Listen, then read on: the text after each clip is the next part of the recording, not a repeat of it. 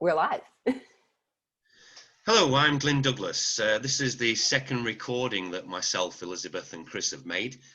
Today's date is the 16th of April. We're going to do a brief recap on the video that we produced just a couple of weeks ago now on the 1st of April, which we mentioned it's not an April Fool's Day joke. This really is a live situation. The world is in lockdown. And we're just trying to give people some open communication so that they get a feeling that the few people that we know we've all made a massive effort. I think we quoted going down the rabbit hole to have a look at what's being said around the world. So we've listened to what the government's had to say, the World Health Organization. We've even listened to what David Icke has had to say, along with Dr. Shriver, etc. It's Dr. Shiva, etc. So, we have listened to what people around the world are saying. So we started the last meeting, Elizabeth, by me asking you as a medical professional, what is COVID-19? We said that, viruses are nothing new. COVID-19 is a different strain. It does exist. But we also agreed that I would be, if you like, play the devil's advocate to say, but apparently people are dying of this. Now, I'm not in a position to turn around and say, don't be silly, people are not dying of COVID-19. Elizabeth gave an explanation. I'm sure she'll reiterate that people are dying. All we're saying is, are they really dying of this, sort of deadly strain of the virus, which I'll put again to you today, Elizabeth. And the best advice that we gave to people, which our good friend Chris Dimitrov has pointed out, is to build up your immune system. And we finished the video by Elizabeth and I had a conversation about saying, please try to stop worrying. So let's do the same thing again today, guys. Is that, let's put out a few hard-hitting questions that our viewers have been asking. But at the same time, it's very important that we do quell this fear factor. There's a lot of rumors and conspiracies going out there, but, we're not here to sell books. We don't want to be senators. We don't want to be prime ministers or presidents. All we're trying to do is say to people, we've done as much research as we possibly can, honest research, and we can only give you our opinion. But we want to try to give people as much of the truth that's going on out there, but also to get them not to worry. So what the three of us have agreed today is that I'm going to play devil's advocate. I'm going to ask a few questions that people are asking out there. Is this virus killing us? Should there be a global lockdown? What really is a virus? Sort of I'm trying to boost my immune system, but is it really going to work? Let's try and put some of these questions across. I know that some of the questions, even myself, it's angered me a little bit that when we look at places to turn to trust, people have said to me, they said, well, I trusted the government and I trusted the World Health Organization when there was a swine flu, a bird flu, HIV, AIDS, the mad cow's disease. And I don't feel that I got the right answers from the World Health Organization or from my government. So all I'm saying is that, let's be honest today, there are people asking questions and saying, I don't know who to trust. I turn on the news, I listen to the BBC, then I change over to the ITV and then Channel 4, Channel 5, but they're all saying the same thing to me. All I hear every day is another sad day, another 797 deaths in the United Kingdom. Now, pretty much, and they don't quite say it. I don't quite hear the words. I've heard, well, this person has died and they tested positive for COVID-19. I haven't actually heard anyone say, we can guarantee you that there's been 2,000, 3,000, 4,000 deaths so far by COVID-19. So welcome, Elizabeth. Welcome, Chris. Thanks again for taking the time today to hopefully answer some of the hopefully a little bit more hard-hitting questions today, so that we can deliver a video to people and say, we're not conspiracy theorists at all. What we're trying to say is people are asking questions and they're not sure where to go to get the answers. So I hope today we can try and give a few people, or a lot of people, a little bit of comfort to say that, let's look at this from a common sense point of view, not a scaremongering point of view, not a conspiracy point of view, just we're going to try and deliver to people the knowledge that we have tried to develop and gain over the last few weeks since there's been this lockdown, to tell people what others are saying, but to give our opinion as well. Is that okay, guys? Yeah, sounds good. Yep. Well, good. Well, shall we start from there then? If we go back to that first point, then I think that the people who've been interested in what we've had to say have listened to video number one. If they haven't, we will be reposting it. Please have a listen. It was three people just giving our opinion on what we think COVID-19 is. So if we can start from today, then I don't think our opinions changed too much from video number one, but I'll pass it across to you guys to really sort of give us an update since we last spoke. On what you've seen, learned, or felt, or if maybe some of your views and opinions, not so much from your point of view, Elizabeth, from a medical point of view, things have not really changed, but you probably obviously heard and picked a few things up along the way. But, let me start by just making this obvious statement. The world is in lockdown. We are being told, and people are being told, you need to stop at home. The world is in lockdown. Some people are calling it house arrest because there is a killer virus out there. Now, that's not a conspiracy. That's what is being said across the media, being discussed across politicians. You need to stay at home because there is a very dangerous virus out there, which is called COVID-19. Now, when we get around later in this video to talking about common sense, our common sense advice remains the same. Build up your immune system, stay at home, particularly stay at home. Even if there wasn't a lockdown, we would be saying to people, if you are immunocompromised, or if you are currently ill, suffering from any form of illness, heart disease, cancer, a lung disorder, do not expose yourself to anything, let alone COVID-19. If your grandchild has got a cold, tell them to stay away a couple of weeks. If they've got the flu, is that a fair opening comment? And who would like to pick up on that first of all? Well, I mean, I'm happy to start off, and I guess let me start with an update on how things have changed for me that I've seen in the last few weeks. So first thing I'd like to say is that the research and information that I'm seeing out there from a medical standpoint is very interesting, and also really questioning my whole understanding of what is the origin of a virus. I think it's a really interesting scientific question. It's not going to be answered right now, but I think this is calling into question whether or not viruses exist in the way we think they do, or the way I was taught, and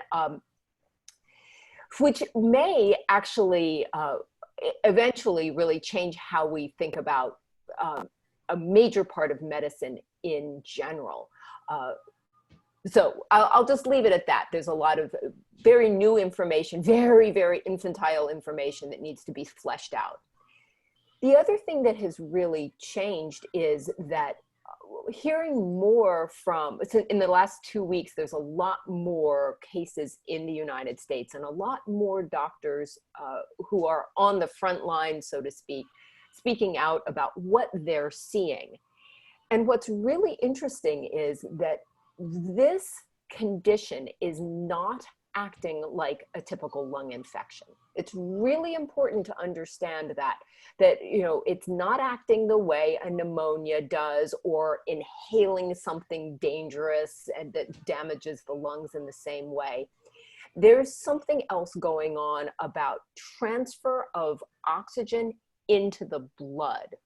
And so the use of ventilators that we all think is going to save us may not actually be useful, because all a ventilator does is help put more oxygen into the lungs, but it's up to the body to put the oxygen into the bloodstream and then deliver it. And that seems to be a problem.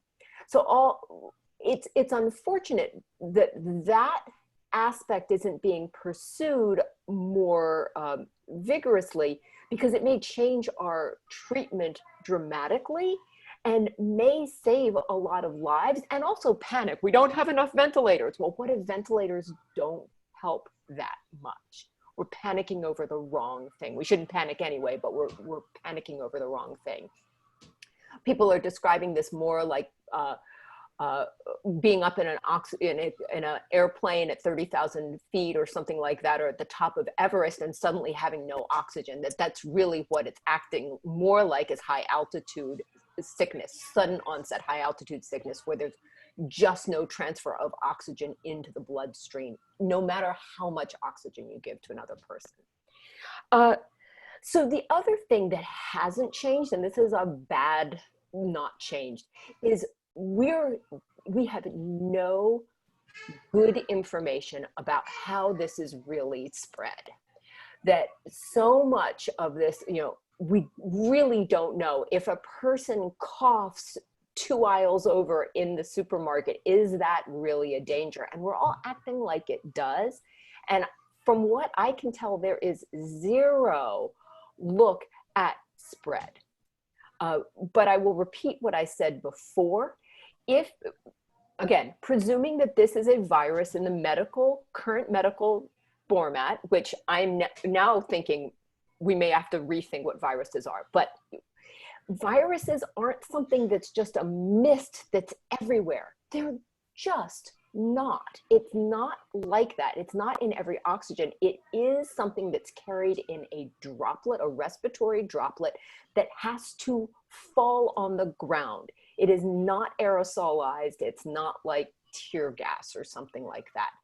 And that the actual danger of walking around and breathing air, I've seen nothing that says anything about that being dangerous. So some of the level of protection that we're being asked to do may be ineffective and may not be the right thing. I mean, that's the problem, is when you're doing one thing and you think it's protecting you, you're ignoring the thing potentially that might really protect you. And there's no information out there. Like, I've seen nothing credible about that. So that's my update on what's changed, which is not a lot. Thanks ever so much for that, Elizabeth. And I've got a few questions to ask you on the back of that, but we'll just bring Chris in first of all. So, yeah, Chris, how's things changed on your side over the last couple of weeks? Anything that you can update us on, particularly on a positive manner, hopefully? Nothing's really changed too much for me. In my neighborhood, everybody seems to be pretty relaxed, getting outside, doing the right things, taking care of themselves, taking it easy. People are going a little bit stir crazy, but I mean, at the same time, it's really helping people relook at their lifestyle. So I think it's having a positive impact out my way. It certainly has for myself and my family, getting outside and connecting with nature and as you mentioned, it's very peaceful outside right now. You can listen to the birds and the warm weather's right around the corner. So it's hard to say. I mean, I am the type of person where when my mind gets going, sometimes I can't shut it off. So I've tried not to really engage too much in it. Of course, I have no fear, and I think that's a biggie. I've just been trying to help certain people overcoming their fears and to just be patient and enjoy their life and relax and really reflect. There's not really much else you can do. You can drive yourself crazy over all the different ideas. So I definitely don't recommend looking too much into all these videos and different ideas, because you're going to hear so many different things and it's just going to cause overwhelm and confusion. And that's not really going to help your immune system. The best thing that I would recommend for anybody is to clear your mind and be present as much as you can. And just be careful jumping down any rabbit holes, because even the guys who you think are out to protect you, if you're feeling a sense of fear or discomfort after watching a video, I don't think it's really a good idea to engage in that sort of information, because it's not going to be helpful to you. So really what I've been trying to teach people to do is to just pay attention to their inner self and try to find peace in all of this, and be patient, because I really think that it's going to be over soon. And I think things are really going to change. I have a very positive feeling that I can't back up with science, but it's just intuition. And that's just kind of how I've been rolling. So just stay calm and carry on. And I think that you brought up a topic that I know we're going to talk about in the future, Chris. It's actually called your gut instinct. I think that obviously between the three of us, we're very familiar with obviously the gut microbiome. And I think it's something that's incredibly important, and we'll do a video on that exact conversation. But, you know, there's a reason for the saying, gut instinct, trust your gut instinct. Now, obviously, we have promised people short, sharp videos, so let's again keep this one short. I want us to finish on a very, very positive note, but as promised to the viewers, I will still continue to ask a few hard-hitting questions. I accept everything that you've said there, Chris, and I think let's conclude today by again reminding people how to find peace within. But I think that we need to ask a couple of questions to allow people to do that first of all. So I'm just going to go back to you again, Elizabeth. So yes, there is a situation where we're still in lockdown. Yes, there is still fear factor out there. Yes, people are still questioning the origin of this virus. But I think if we can escalate that on, as Chris says, without looking at the origin too much, it's pretty much what we can do about it. So you've mentioned obviously the situation regarding ventilators, that they may not be helping matters. It might be worth actually touching on cytokine storms there, Elizabeth, just to briefly explain to people how the ventilator, I think that's the question a lot of people are going to say, is that, hang on, if I'm putting a ventilator on, is this the right thing to do if I'm putting that mask on me? Another question for you, Elizabeth, is testing. We know that there's all these talks around with different countries around the world saying that some countries are testing better than others. Other countries are further behind. These are results we're getting from the test. Can you really test against someone having COVID-19? Which brings me on to my third question is, you know, all this money, time and effort allegedly is going into so many companies trying to come up with a vaccine. Can you vaccinate against COVID-19? You know, can you vaccinate to prevent it? And is anything that can be done to actually help you once you've actually got it? So yeah, just those few medical questions. And the one thing we talked about, the other, I can't remember the name of the drug, actually, the malaria drug. The hydroxychloroquine, yeah. Yeah, that's easy for you to say, Elizabeth. One of the things that Chris and I were talking about, there's been a lot of reports on the use of maybe a cohesion between quinine or quinine, whichever it's pronounced, and zinc. But I know that obviously it's a similar sort of outcome from using quinine and zinc as it is to using the drug that I just can't say again. Right, because they're all related to each other. Chloroquine, hydroxychloroquine, quinine, whatever you want. They're just a family of chemical compounds. Good. So yeah. So if I can just pass that back to you again, then, so that we're trying to answer some of the medical questions, if you like, regarding. Yeah. So what was the first question? Because I lost it. You normally write them down. Are you getting tiresome already? So they're all really linked in together, if you remember. It was really sort of looking at the use of ventilators, right. Explaining what a cytokine storm is. Cytokine storm. Okay. Yes. Yeah. Okay. Can you do a test, and can you vaccinate? Okay. Perfect. All right. So cytokine storm. Let me back up and talk about what cytokines are. The immune system has specific chemicals that it releases in order to do two things: communicate between cells to let the immune system say, okay, we need more of this type of cell, we need more of that type of cell. And the other thing, cytokine, it also actually sort of amps them up. It acts a little bit like a cheerleader or something like that. The other thing that cytokines can do is they can sometimes be directly toxic to cells or bacteria, and there is an infected particle, we'll call it, that the cytokines themselves, particularly if it's a living particle, a living cell, the cytokines can actually kill that. And there are lots and lots and lots of different cytokines. And I am going to be honest with you and say, I have a good understanding of the basics. I cannot tell you what every single solitary cytokine does in absolute precision, but I don't think anybody can, because it is such a fertile area of research. Right. But the idea of cytokine storm is that when the immune system gets really, really amped up, trying to fight an infection of some sort, that these cytokines can be released in an abundance, an overabundance, and that destructive mechanism of them actually starts to destroy healthy tissue. So I've heard that, you know, the cytokine levels, and I don't know how they're measuring them because there's hundreds of them, but the cytokine levels may go up 400% in a person. And yes, that will produce fever, it will produce lung damage and things like that. What I'm going to talk about, just like a little brief thing. Now, fear itself increases certain cytokines. Again, the research isn't full, and it's only been done on animals, but animals that are given a fear situation have had individual cytokines raised.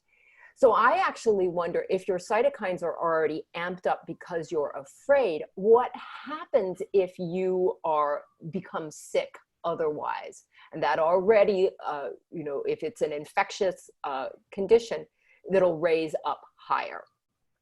And you kind of poises you for this so-called cytokine storm. So is that what you wanted to hear, or do you have a question about cytokine, anything else about it? But it does appear that cytokine storm plays a certain role. Your body basically attacking or peripheral damage, friendly fire, if you will, causing much of the damage. And this is where the question of the ventilators come in.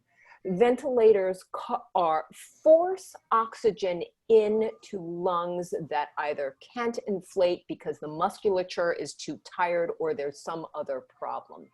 But if you have weak lung tissue that is under attack or has been damaged by the cytokine storm, and then you blow oxygen at or air at a way higher than normal rate, you can break open or damage lungs. It's also important to know that oxygen, which we all need to breathe, becomes toxic at high levels. And you can't, like, we're not supposed to breathe 100% oxygen. So when you amp up that oxygen level, that's another form of damage, along with blowing it in forcefully to lungs. So lungs may be being damaged by use of these ventilators. That's when I talked about it being a problem. Next question. Can you vaccinate? Can we vaccinate? Was that a question about? I don't know if anybody knows yet. So I don't know that anybody has isolated one perfect form of this virus. Yes, this particular virus yet, and is able yet to make a perfect vaccine that will absolutely protect against this one thing. And I think it would be a lie to say anything else. It's also important to recognize that viruses do, again, going with the conventional idea of viruses, which I'm going to talk from, viruses mutate all the time. This is why the flu vaccine only lasts for a season, because it mutates. And again, I'm not doing research on this, but it appears that there are different forms of this COVID-19 virus. There are slightly different forms, and it may be mutating faster than we can actually pin it down. You could make a virus, a vaccine against one thing, and you could have perfect immunity to that, but the virus has mutated, and all of a sudden that's worthless. So I think pinning our hopes on a vaccination is a little bit foolish. I'll say it right there. I think it's a foolish thing to do. What I'm more interested in, and I might have said this in the last video, but if I didn't, I'm more interested in the idea of herd immunity. Herd immunity, where otherwise healthy people are exposed, make their own antibodies, clear it out on their own. That's faster, cheaper, more effective. I mean, to be honest with you, that is more effective than vaccinations. And we could do that sooner. So all of this this funny thing about all of this isolation and I might get sick actually might be making having us miss an opportunity. In addition to isolation, which I could go into, the power of relationships to get your immune system. Oh, and then tests. Can we test? Yeah, I'll do that. So that's what I want to say. I think we could probably talk about herd immunity a lot, and I'll keep this brief so I don't go there. So can we test for COVID-19? Every test, let's talk about medical tests in general. Every test has false positive and false negative rates. I have not yet seen what exactly those rates are for this test, but I've seen estimates that the false positive rate may be very high. I think I saw something that the false positive may be up to 80%, which means only 20% of the people who have a positive test actually have any trace of this virus. And so let's pretend we can test for it. We don't have a good test yet. We just don't. So, and I think it's too much of a moving target for us to say with absolute certainty that we know exactly what we're dealing with. And everything else that, we know exactly what to deal with. We know exactly how to prevent it, and we know exactly how to test for it. That's something that we can't say with certainty. And then Glenn was just holding up a sign about endochromes, or do you mean exosomes? That whole idea. Yeah. So the idea of an exosome is highly. This is where my idea of viruses are starting to shift. Exosomes are little self-contained vesicles or bubbles inside a cell that contains something that the body wants to spit out. This is how the nervous system works. It releases chemicals from these little vesicles, these bubbles, into the outside world. It's also how different types of cells chew stuff up that they don't want, and they get rid of waste that way. This process of spitting out stuff happens in the cell all the time, in our bodies all the time. And the idea that the virus may be cellular damage and debris that we're spitting out, and what we're seeing as a virus might not be a virus, that has the potential to shake the whole field of virology to its core and really make people have to rethink, what is a virus? Is it truly an infection in the way we think it is?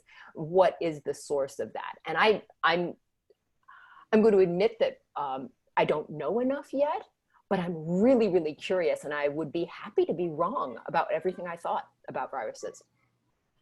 There we go. I've talked too much. Not at all, Elizabeth. I think that you've definitely answered the questions that I put to you there, because people have been questioning, are the ventilators being effective, and if not, why not? So you've discussed the cytokine storms. I think that, for people to say that there is testing out there which is effective, I personally at this moment in time don't believe that they are. I'm not sure that exactly that's what they are testing or what the tests are showing up. But again, just cutting back to promising that we try and keep these videos as short as possible. Let's now end on a positive note and go back to you then, Chris. If you could just briefly reiterate to people that the two most important things, irrespective of what's going on out there, reverts us back to what we've said all along, isn't it? You have to keep a positive, relaxed mind. You've got to be out in nature. You've got to build up your immune system. So, Elizabeth, thank you ever so much for everything that you put in today to answer, which I think are the sort of questions that people are looking to have answered. But yeah, let's agree to end on a positive note. Over to you, Chris, to leave us all with a happy mind and a healthy body, please. Yeah, for sure. So I mean, I have my own opinion on viruses and whatnot, so we'll save it for another video. But just generally speaking, from my perspective, the quantum perspective, as you will, Inflammation is really just a loss of energy.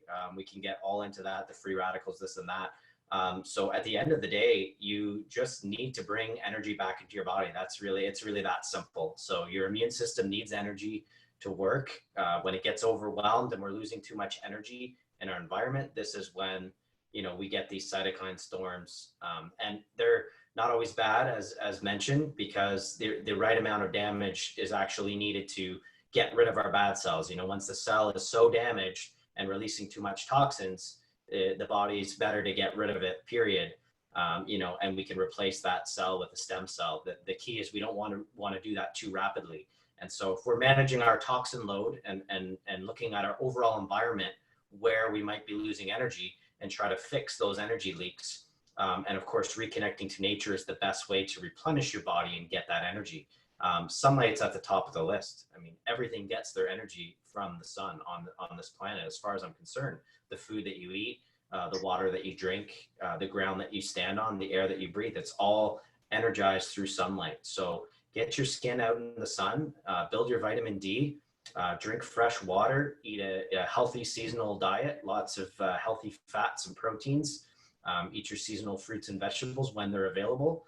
And that's pretty much it. If you don't live in the best environment where you're surrounded by trees and out in nature too much, the good thing is that not a lot of people are outside driving the cars and whatnot. And there's actually a lot of good pictures showing that the environment's really cleared up a lot, the atmosphere. So, if you do live in an apartment building, crack the window open, sit on your balcony, get some sun, let the natural air come in. Don't be afraid of the cold. It's, some places are still a little bit chilly. We haven't hit summer yet, but don't be afraid of that little bit of cold. It's very refreshing. So just continue to do these things and try to ease your mind and just be in the present moment. And that's really all you can do. So don't lose energy over stress and negative thoughts.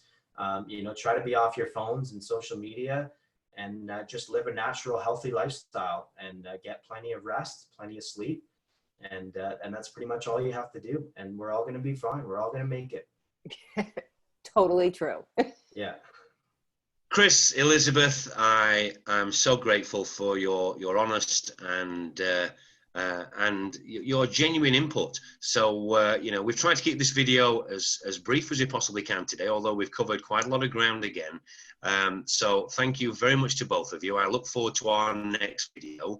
And the take home for everybody, guys, is we know this is a worrying time, but please try not to worry. And that sounds a crazy thing to say, I know, but the way to keep your immune system strong is to do exactly what Chris said from a physical point of view. Get out and enjoy nature. The air has never been so clear. And from Elizabeth's perspective, please try not to worry because worrying is not going to help anyone at all. So stay positive, guys. And as the British government say, stay safe. That's the bit I'll accept from them. We'll try and stay safe. And I look forward to seeing both of you at the next video, which maybe we can do in a week or so's time. So thank you very much indeed, and talk to you again soon. Bye, all. Thanks. Take care. Thanks. Bye-bye. Bye.